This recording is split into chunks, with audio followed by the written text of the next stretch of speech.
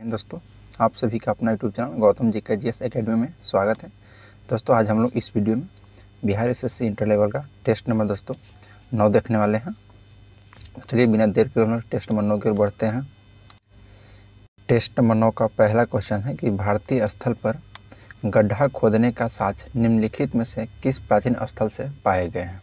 तो याद रखिएगा दोस्तों, यह ब्रुजहुम और रंगपुर से जो गड्ढा खोदने का साक्ष्य आपको ब्रुजहुम और रंगपुर से पाया गया है। ब्रुजहुम दोस्तों याद रखिएगा, यह जम्मू कश्मीर के प्रांत में अवस्थित है।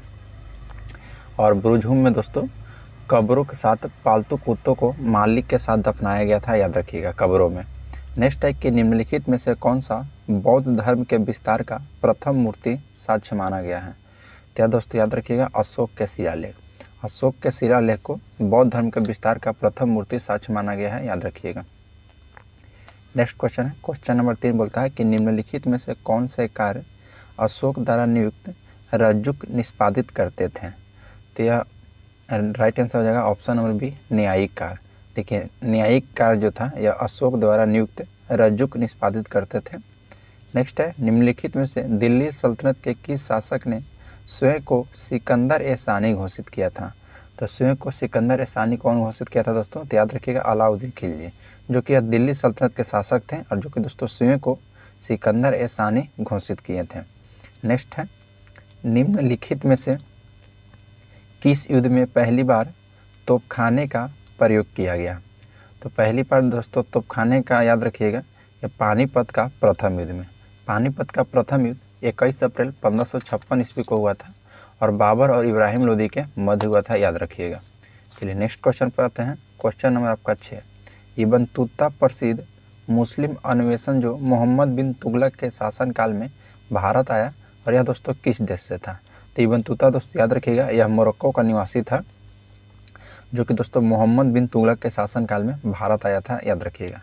नेक्स्ट क्वेश्चन है, निम्नलिखित में से 1909 में lieutenant colonel sir William Curzon Wyllie पर भारतीय स्वतंत्रता आंदोलन में क्रांति के प्रथम कार्य के रूप में आक्रमण किया है। तो यह दोस्तों याद रखिएगा मदन लाल धिंगरा। मदन लाल धिंगरा के द्वारा दोस्तों प्रथम कार्य के रूप में आक्रमण किया गया था। नेक्स्ट है क्वेश्चन नंबर आपका 8। क्वेश्चन दोस्तों 8 कहता है कि गदर आंदोलन को शुरू होने का सबसे महत्वपूर्ण कारण था। तो इसका राइट आंसर होगा दोस्तों कमाटा गारू घटना। देखिए दोस्तों गदर आंदोलन को शुरू होने का सबसे महत्वपूर्ण कारण था कि कमाटा गारू घटना, जो कि दोस्तों कमाटा गारू प्रकरण यह कनाडा में भारतीय परिवेश से संबंधित विवाद था, याद रखिएगा। नेक्स्ट क्वेश्चन पाते हैं। क्वेश्चन नंबर आपका 9। क्वेश्चन दोस्तों 9 बोल रहा है कि भारतीय राष्ट्रीय कांग्रेस की पहली महिला अध्यक्ष कौन थी। तो देखिए भारतीय राष्ट्रीय कांग्रेस की पहली महिला अध्यक्ष दोस्तों एनी बेसेंट थी और यही पे आपको कहा था कि भारतीय राष्ट्रीय कांग्रेस की पहली भारतीय महिला अध्यक्ष कौन थी। तो हो जाती है आपकी सरोजिनी नायडू, जो कि दोस्तों सरोजिनी नायडू 1925 में अधिवेशन की अध्यक्षता किए थे, याद रखिएगा। नेक्स्ट क्वेश्चन पाते हैं और यह दोस्तों 1917 में एनी बेसेंट के द्वारा किया गया था।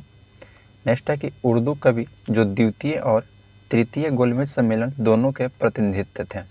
तो राइट आंसर हो जाएगा option number B, Mohammad Iqbal. याद रखिएगा मोहम्मद इकबाल दोस्तों जो कि उर्दू कवि थे और यह द्वितीय और तृतीय गोलमेज सम्मेलन दोनों के प्रतिनिधित्व थे। द्वितीय गोलमेज सम्मेलन दोस्तों 1931 में हुआ था और तृतीय दोस्तों 1932 में हुआ था। नेक्स्ट पर आते हैं। क्वेश्चन नंबर 11 है कि निम्नलिखित में से किस सत्र में 1916 में पृथक निर्वाचन और स्वीकृति से कांग्रेस द्वारा मुस्लिम लीग का रियासत गई। तो याद रखिएगा दोस्तों वह लखनऊ में, लखनऊ जो समझौता हुआ था दोस्तों 1961 के द्वारा 1916 में। तो यह दोस्तों कांग्रेस ने पहली बार मुसलमानों के लिए पृथक निर्वाचन मंडल की औपचारिक रूप से स्वीकार कर लिया था और जो दोस्तों कालांतर में एक भारी यह भूल सिद्ध हुई थी। तो इसका राइट आंसर हो जाएगा ऑप्शन नंबर बी, 1916 वाला दोस्तों याद रखिएगा लखनऊ में। नेक्स्ट है कि स्वराज भारत के राजनीतिक प्रयासों का लक्ष्य था, यह दादा भाई नौरोजी द्वारा कहाँ में दोस्तों घोषित किया गया था। तो याद रखिएगा दोस्तों यह कलकत्ता में जो 1906 ईस्वी में वहाँ दोस्तों अधिवेशन होता है कांग्रेस की, वहीं पर दोस्तों यह स्वराज भारत के राजनीतिक प्रयासों का लक्ष्य था और दादा भाई नौरोजी के द्वारा घोषित किया गया था कोलकाता में 1906 ईस्वी में। नेक्स्ट है क्वेश्चन नंबर आपका 13। 1945 में यूएन की लीग ऑफ नेशन के उनागांव कारी के रूप में स्थापित किया गया है। तो राइट आंसर होगा दोस्तों 13 का ऑप्शन नंबर सी आपका द्वितीय विश्व युद्ध के तुरंत बाद। देखिए दोस्तों, लीग ऑफ नेशंस की स्थापना प्रथम विश्व 1914 ईस्वी से 1918 ईस्वी के बाद वर्ष दोस्तों 1919 में वर्साई के संधि के तहत की गई थी, याद रखिएगा। लेकिन दोस्तों इसका देखिए प्रथम विश्व युद्ध का उद्देश्य था कि अंतर्राष्ट्रीय सहयोग को बढ़ावा देना और शांति और सुरक्षा प्रदान करना। लेकिन दोस्तों यह अपने उद्देश्य में विफल रहा और द्वितीय विश्व युद्ध के तुरंत बाद दोस्तों 1945 में वैश्विक शांति और सुरक्षा के लिए संयुक्त राष्ट्र संघ की स्थापना किया गया था, जो कि दोस्तों यूएनए के। तो ऑप्शन नंबर इसका सी आपका राइट हो जाएगा। नेक्स्ट क्वेश्चन है क्वेश्चन नंबर 14। उस अमेरिकी नागरिक आंदोलन कार्यकर्ता का नाम क्या है जिन्होंने प्रसिद्ध भाषण आई हैव ए ड्रीम दिया था? तो आई ए हैव ड्रीम किसके द्वारा दिया गया था दोस्तों? तो याद रखिएगा यह विक्टोरिया वुडहुल के द्वारा, विक्टोरिया वुडहुल के द्वारा। नेक्स्ट क्वेश्चन पाते हैं, क्वेश्चन नंबर आपका 15। बोलता है कि मैग्ना कार्टा द्वारा जारी अधिकर्ता का चार्टर है। तो मैग्ना कार्टा दोस्तों यह इंग्लैंड के राजा जॉन द्वारा जारी अधिकारों का चार्टर है, याद रखिएगा। तो ऑप्शन नंबर आपका राइट हो जाएगा 15 का ऑप्शन नंबर है इंग्लैंड के राजा जॉन के द्वारा। नेक्स्ट क्वेश्चन है क्वेश्चन नंबर आपका 16 बोल रहा है कि किस आर्कटिक वृत्त कहा जाता है? तो दोस्तों किसे आर्कटिक वृत्त कहा जाता है? तो याद रखिएगा 66.5 जो डिग्री है दोस्तों उत्तर को आर्कटिक वृत्त कहा जाता है। यह आर्कटिक वृत्त कनाडा के उत्तर पश्चिम प्रांत में स्थित ग्रेट बियर झील में गुजरता है। नेक्स्ट पाते हैं क्वेश्चन नंबर आपका 17। निम्नलिखित ग्रहों में से कौन सा बाह्य ग्रह है? तो देखिए दोस्तों बाह्य ग्रह इसमें पूछा है, तो शुक्र ग्रह आपको दोस्तों हो जाएगा आंतरिक ग्रह, मंगल ग्रह भी आंतरिक हो जाएगा दोस्तों, और पृथ्वी भी आपका आंतरिक ग्रह हो जाएगा। बाकी दोस्तों यह जो यूरेनस बच गया यह आपका दोस्तों बाह्य ग्रह हो जाएगा, याद रखिएगा। नेक्स्ट है कि कौन सा एक अंतर्जनित बल नहीं है? तो देखिए दोस्तों जो ऑप्शन नंबर डी दिया गया है अपवर्तन, यह अंतर्जनित बल नहीं है दोस्तों। बाकी आपका तनाव अंतर्जनित बल है, संपीड़न भी है और भ्रष्ण भी है। नेक्स्ट है कि कोपेन का जलवायु वर्गीकरण किस पर आधारित है? तो देखिए दोस्तों जो कोपेन का जलवायु वर्गीकरण था यह वर्षा तथा तापमान पर आधारित था। तो ऑप्शन नंबर बी में राइट हो जाएगा आपका वर्षा और तापमान में, क्योंकि दोस्तों कोपेन ने 1900 ईस्वी में विश्व का जलवायु का वर्णनात्मक वर्गीकरण प्रस्तुत किया था। और दोस्तों 1918 ईस्वी में, कब दोस्तों? तो 1918 ईस्वी में कोपेन ने अपने वर्गीकरण की योजना में संशोधन एवं परिवर्तन किया था सर्वप्रथम। और 1931 से 1936 ईस्वी में दोस्तों अपने जलवायु वर्गीकरण में भी संशोधन किए थे पुनः। चलिए नेक्स्ट है कि प्रकाशीय क्षेत्र की गहराई की बीच है। देखिए दोस्तों जो प्रकाशीय क्षेत्र की गहराई है यह 200 मीटर तक पाई जाती है। तो ऑप्शन नंबर आपका बी राइट हो जाएगा 200 मीटर तक।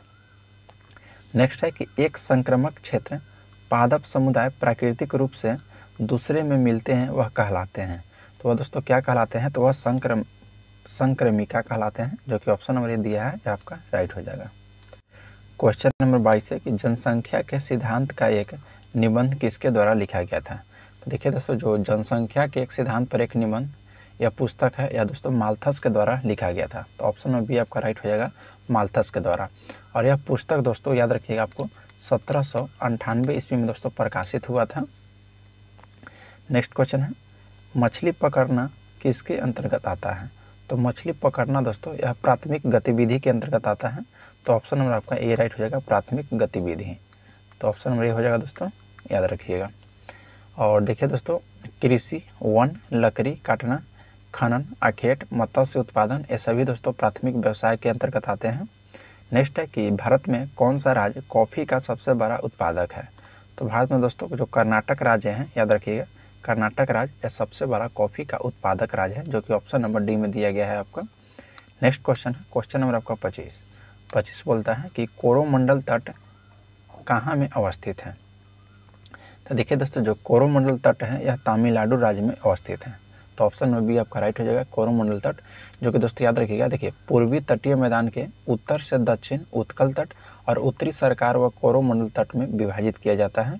तो इसका राइट आंसर हो जाएगा ऑप्शन नंबर बी। नेक्स्ट है कि भारत में जनसंख्या का नकारात्मक वृद्धि किस ईस्वी में हुई थी? तो देखिए दोस्तों जो नकारात्मक वृद्धि हुई थी वह 1911 से 1921 ईस्वी के बीच में देखने के लिए हम लोग को मिला था नकारात्मक वृद्धि। नेक्स्ट है कि निम्नलिखित में से कौन सा बड़ी प्लेट का एक उदाहरण है? तो बड़ी प्लेट का दोस्तों उदाहरण इसमें कौन सा है, तो 27 का ऑप्शन नंबर ए आपका राइट हो जाएगा, प्रशांत महासागरीय प्लेट। प्रशांत महासागरीय प्लेट दोस्तों जो कि ऑप्शन नंबर ए में दिया गया है, याद रखिएगा। देखिए प्लेट विवर्तनीय क्रियाओं के आधार पर दोस्तों 7 सबसे प्रमुख प्लेट है और 20 दोस्तों लघु प्लेट है, याद रखिएगा। 7 प्रमुख प्लेट और 20 लघु प्लेट। अगर प्रमुख प्लेट की बात किया दोस्तों तो यूरेशियन प्लेट होता है, इंडो ऑस्ट्रेलिया न्यूजीलैंड और अफ्रीका अमेरिका प्लेट, प्रशांत महासागरीय प्लेट, उत्तरी अमेरिकी प्लेट, अंटार्कटिका प्लेट और दक्षिणी अमेरिका प्लेट। ये सातों दोस्तों सबसे प्रमुख प्लेट है, याद रखना है। नेक्स्ट बात है क्वेश्चन नंबर 28 कहता है कि निम्नलिखित में से कौन सा संप्रभुता का एक विशेषता नहीं है। तो देखिए दोस्तों संप्रभुता की विशेषता क्या क्या है, तो याद रखिएगा सुनिश्चितता, अस्थायित्व और अनन्यता। ये सभी दोस्तों संप्रभुता की विशेषता है, लेकिन क्वेश्चन आपका कह रहा है कि नहीं है, तो आपका राइट हो जाएगा विभाज्यता। विभाज्यता दोस्तों यह संप्रभुता की विशेषता नहीं है। देखिए प्रभुसत्ता या संप्रभुता यह राज्य का आवश्यक तत्व है, याद रखिएगा। और संप्रभुता के दोस्तों मुख्यतः 4 विशेषताएं हैं, जो कि दोस्तों सुनिश्चितता है एक, और अस्थायित्व है और अनन्यता है, और दोस्तों अविभाज्यता है, याद रखिएगा। विभाज्यता नहीं, अविभाज्यता। चलिए नेक्स्ट है कि राजनीतिक विचारक जिन्होंने पहली बार समकालीन विश्व में राज्य शब्द का प्रयोग किया था, तो राज्य शब्द का दोस्तों सर्वप्रथम प्रयोग किसने किया था, तो यह दोस्तों याद रखिएगा मैकियावेली के द्वारा। मैकियावेली के द्वारा दोस्तों राजनीतिक विचारक में पहली बार समकालीन विश्व में राज्य शब्द का प्रयोग किया गया था, याद रखिएगा किसके द्वारा, तो दोस्तों मैकियावेली के द्वारा। और मैकियावेली की पुस्तक की बात किया दोस्तों, जो कि एक पुस्तक है इनके द प्रिंस, याद रखिएगा द प्रिंस किसकी पुस्तक है, जो कि दोस्तों मैकियावेली का है, और यह 1532 ईस्वी में प्रकाशित हुआ था। नेक्स्ट है कि संसदीय सरकार के तहत राज्य का प्रधान होता है, तो राज्य का प्रधान दोस्तों संवैधानिक प्रधान होता है, याद रखिएगा। राज्य का प्रधान कैसा होता है संसदीय सरकार में, तो संवैधानिक प्रधान। नेक्स्ट है कि निम्नलिखित में से कौन सा एक संवैधानिक निकाय नहीं है, तो देखिए दोस्तों जो नीति आयोग है यह एक गैर संवैधानिक निकाय है, और इसका गठन दोस्तों जनवरी 2015 के मंत्रिमंडल के एक प्रस्ताव के माध्यम से हुआ था, तो ऑप्शन बी आपका राइट हो जाएगा नीति आयोग। नीति आयोग से पहले दोस्तों इसका नाम क्या था, तो देखिए नीति आयोग से पहले दोस्तों यह योजना आयोग के तौर पर कार्य करते थे। अगर नीति का दोस्तों आपको पूर्ण नाम पूछेगा तो याद रखिएगा national institution for transforming India. Next है कि भारत का राष्ट्रपति किसके द्वारा निर्वाचित किया जाता है, तो भारत के जो राष्ट्रपति हैं दोस्तों यह एक निर्वाचक मंडल के द्वारा निर्वाचित किए जाते हैं, जो कि ऑप्शन नंबर डी में दिया गया है, निर्वाचक मंडल के द्वारा, याद रखिएगा।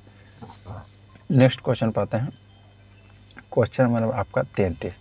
क्वेश्चन 33 कह रहा है दोस्तों कि नोटा को मतदान में भारत की वोटिंग मशीन में पहली बार कब पेश किया गया था, तो देखिए दोस्तों जो नोटा को जो मतदान में भारत की वोटिंग मशीन में पहली बार कब पेश किया गया था, तो यह दोस्तों 2008-2009 में किया गया था, याद रखिए। तो 2008-2009 ऑप्शन नंबर बी में दिया गया है, जो कि आपका राइट हो जाएगा। और वर्ष 2014 से दोस्तों याद रखिएगा पूरा देश में यह लागू हो गया है नोटा।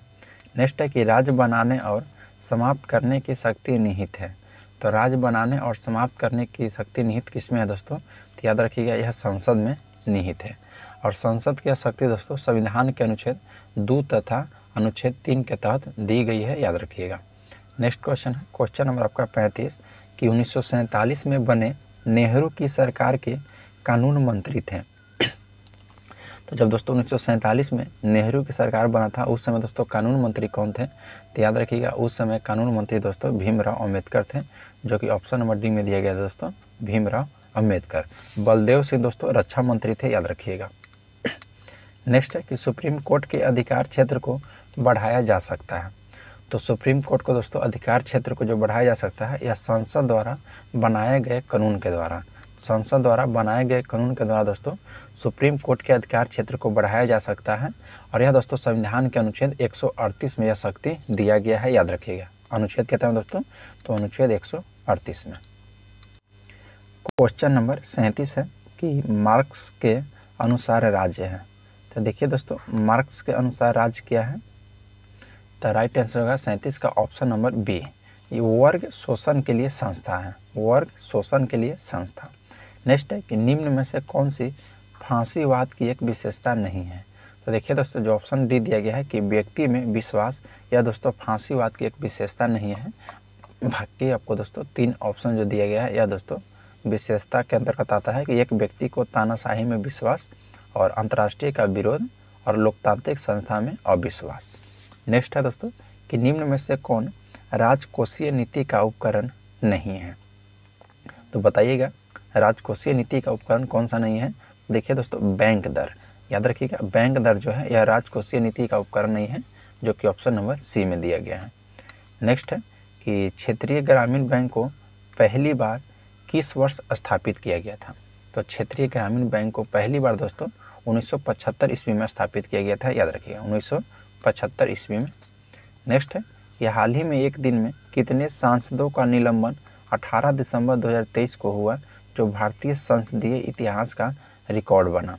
तो देखिए दोस्तों याद रखिएगा, ये वेरी इंपॉर्टेंट क्वेश्चन है दोस्तों। अभी हाल ही में सांसद को दोस्तों सस्पेंड किया गया है, जो कि 18 दिसंबर 2023 को, और यह दोस्तों भारतीय संसद इतिहास का यह रिकॉर्ड बन चुका है। तो पूछा है दोस्तों कि कितने लोगों को किया गया है। तो 41 का राइट आंसर हो जाएगा ऑप्शन नंबर बी।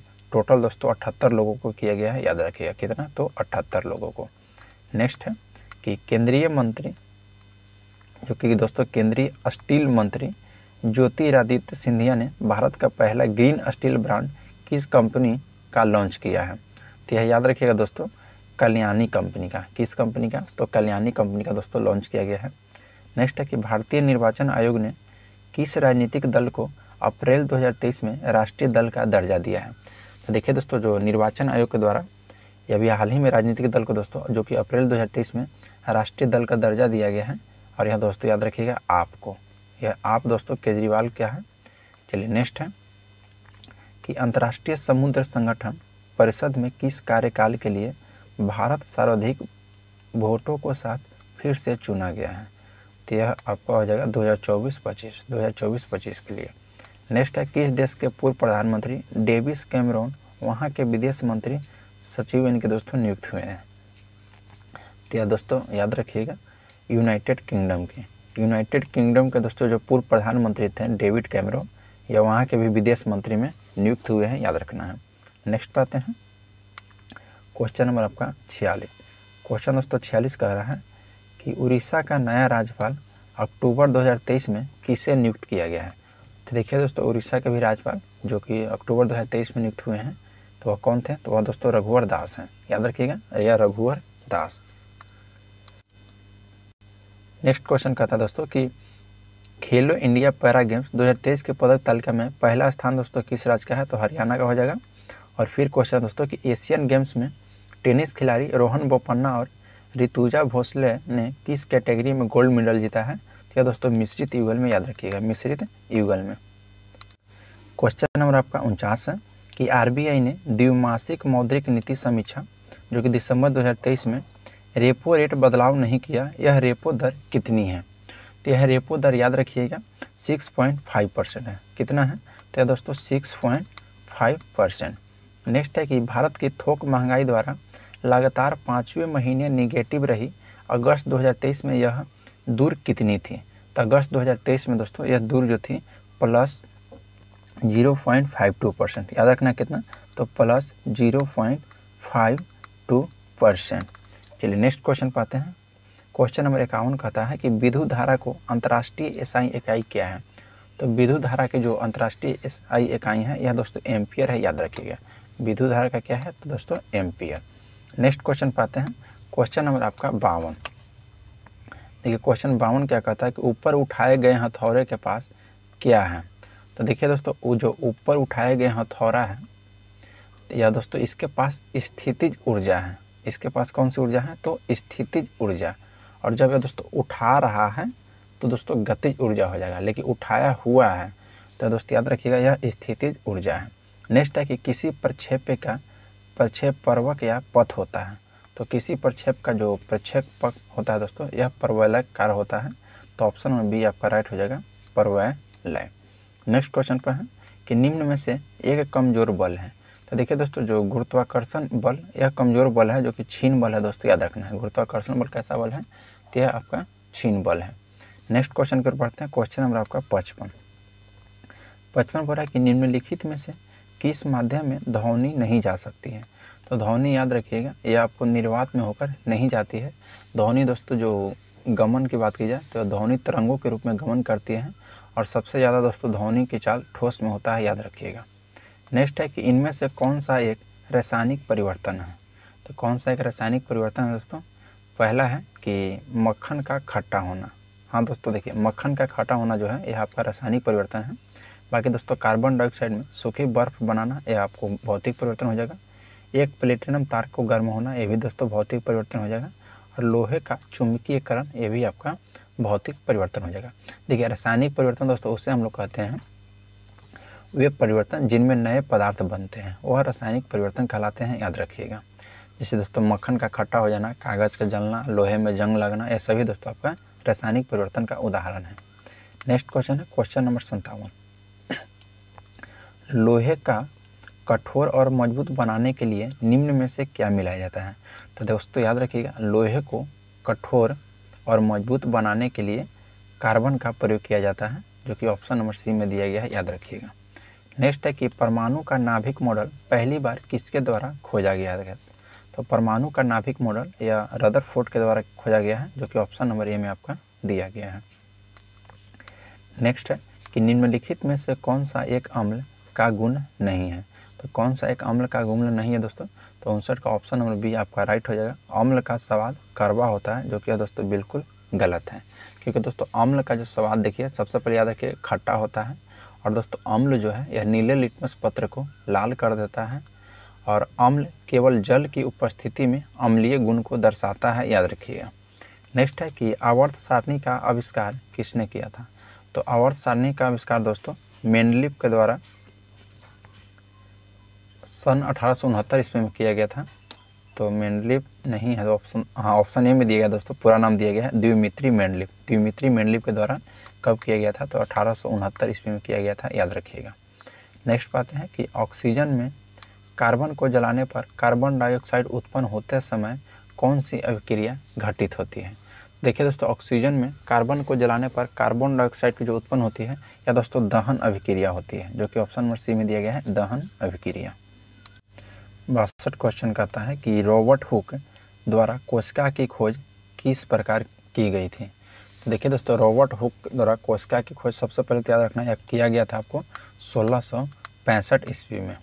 और इन्होंने कॉर्क के स्लाइस का सामान्य आवर्धक यंत्र की सहायता से अध्ययन किया था। और कॉर्क जो दोस्तों यह पेड़ की छाल का एक भाग है। तो ऑप्शन नंबर डी आपका राइट होगा कि कॉर्क का निरीक्षण करते हुए। नेक्स्ट है कि निम्नलिखित में से कौन सा गुणसूत्र लड़की के जन्म का कारक होता है? तो लड़की का जन्म का कारक जो गुणसूत्र होता है दोस्तों, यह याद रखिए XX होता है। और लड़का का दोस्तों तो वह XY हो जाएगा लड़का का। चलिए नेक्स्ट क्वेश्चन पाते हैं, क्वेश्चन नंबर आपका 64। निम्न में कौन सा जीव पूर्ण जनन और मुकुलर द्वारा प्रजनन कर सकता है? तो राइट आंसर हो जाएगा ऑप्शन नंबर सी, हाइड्रा, याद रखिएगा। हाइड्रा जो है यह पूर्ण जनन और मुकुलर द्वारा प्रजनन कर सकता है। नेक्स्ट क्वेश्चन पाते हैं, क्वेश्चन नंबर आपका 65 बोलता है कि निम्न में से कौन सा अंग पीत रस का श्रावण करता है?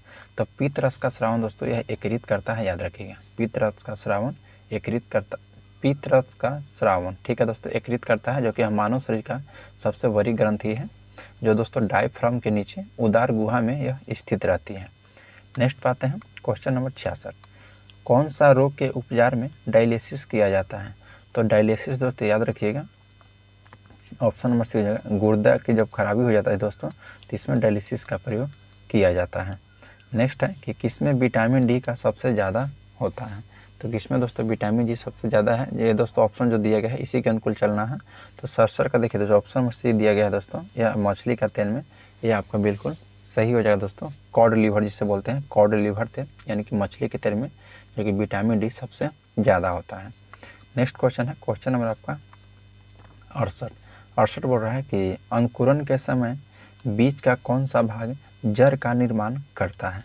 तो अंकुरन का समय दोस्तों याद रखिएगा मूलालंकुर, जड़ का कौन सा भाग है दोस्तों? तो मूलालंकुर जो है यह जड़ का निर्माण करता है। नेक्स्ट क्वेश्चन है कि ऊर्जा अंतरण के 10% नियम का प्रतिपादन किसके द्वारा किया गया है? तो यह दोस्तों याद रखिएगा, ऊर्जा को जो 10% नियम का प्रतिपादन कहेगा तो यह किसके द्वारा किया गया है? तो 69 का आपका राइट आंसर होगा option number D, Raymond Lindeman के द्वारा। रेमंड लिंडमैन के द्वारा दोस्तों 10% नियम का प्रतिपादन किया गया है। यह 10% नियम क्या होता है दोस्तों, जो ऊर्जा का स्तर एक से दूसरे में स्थानांतरित करना, वही 10% नियम होता है। चलिए नेक्स्ट है क्वेश्चन नंबर आपका 70। बायोलॉजिकल हॉटस्पॉट का मुख्य विशेषता निम्नलिखित में से क्या है। तो हॉटस्पॉट के मुख्य विशेषता दोस्तों याद रखिए कि कुछ प्रजातियां को फिलहाल विलुप्त की स्थिति, यही दोस्तों बायोलॉजिकल हॉटस्पॉट का विशेषता निम्नलिखित है। नेक्स्ट है कि निम्नलिखित में से कौन सी एक ग्रीन हाउस गैस नहीं है। तो कौन सी दोस्तों इसमें ग्रीन हाउस गैस नहीं है, तो एक खतरा का ऑप्शन जो सी दिया गया है ऑक्सीजन दोस्तों, यह ग्रीन हाउस गैस नहीं है। बाकी मीथेन है, नाइट्रस ऑक्साइड है, कार्बन डाइऑक्साइड है, कार्बन मोनोऑक्साइड, सभी दोस्तों याद रखिएगा। नेक्स्ट है कि किसी राज्य में देश की पहली एकीकृत रॉकेट सुविधा स्थापित की जाएगी। तो यह दोस्तों तेलंगाना राज्य में, याद रखना है कौन से राज्य में, तो तेलंगाना राज्य में। देखिए दोस्तों क्वेश्चन नंबर आपका 73 कहता है कि हमारे चंद्रमा का चक्कर लगाने वाला पहला उपग्रह कौन सा था। तो हमारा चंद्रमा का चक्कर लगाने वाला दोस्तों जो पहला उपग्रह था यह लूना 10 था, लूना 10 था, याद रखिएगा। और यह दोस्तों 1966 में सोवियत लूना प्रोग्राम था और चंद्रमा का पहला कृत्रिम उपग्रह याद रखिएगा कब दोस्तों, 1966 में था। चलिए नेक्स्ट क्वेश्चन की ओर बढ़ते हैं दोस्तों। देखिए दोस्तों मैं आप लोग को बात बता दूं कि इससे आज हम लोग इसमें टेस्ट नंबर 9 को समाप्त कर रहे हैं, और इससे पहले का आप टेस्ट नहीं देखे हैं तो हमारा यूट्यूब चैनल पर प्लेलिस्ट बनाकर डाल दिया गया है, वहाँ से आप लोग देख लीजिए। और यदि दोस्तों आप हमारा यूट्यूब चैनल पर पहली बार आए हैं तो चैनल को सब्सक्राइब कीजिए और बेल आइकन को प्रेस कर लीजिए ताकि कोई भी नोटिफिकेशन हो वो सबसे पहले आपके पास पहुंच जाए। तो चलिए दोस्तों इस सेट का सेकंड लास्ट क्वेश्चन है कि एनोड पर क्या होता है जब द्रवित NaCl का विद्युत अपघटन किया जाता है। तो याद रखिएगा दोस्तों, तो उस समय क्या होता है, तो उस समय दोस्तों याद रखिएगा क्लोरीन आयन यानी ऑक्सीकृत हो जाता है। याद रखिए दोस्तों क्लोरीन आयन ऑक्सीकृत हो जाता है। नेक्स्ट दोस्तों इस सेट का लास्ट क्वेश्चन है कि कौन सा धातु अपने ही धातु ऑक्साइड के सुरक्षात्मक परत से ढक जाते हैं। तो 75 का ऑप्शन नंबर आपका ए राइट हो जाएगा, एल्युमिनियम।